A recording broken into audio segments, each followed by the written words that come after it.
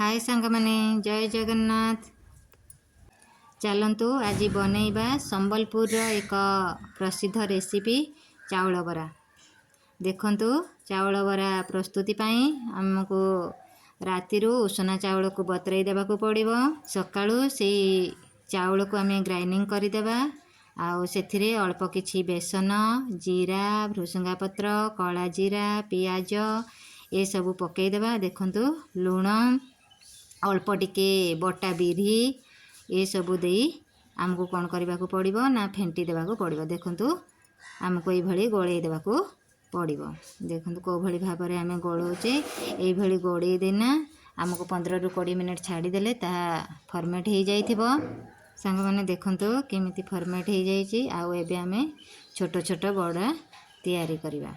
देखंतु ये भाव में आम छोट छोट बड़ा बरा गुड़िक आम तैयारी देबा।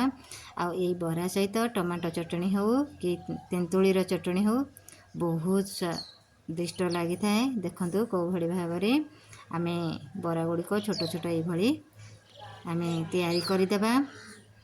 देखंतु केमिति बरा गुड़िक आमर तैयारी करा जाउछि। सांग माने जदि मो चैनल टी आपन को भल लगी थाए ताहले लाइक शेयर एवं सब्सक्राइब करदेबे। आउ पश्चिम ओडिशार ए सुंदर रेसिपीटी आपन को केमिति लागला निहाती कमेंट रे जणेबे।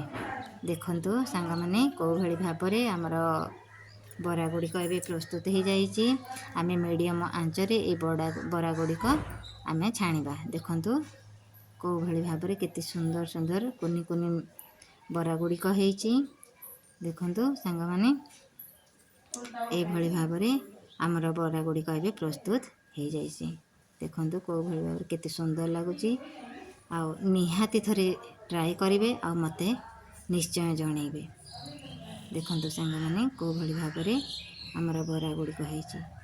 आउ धन्यवाद सांग माने।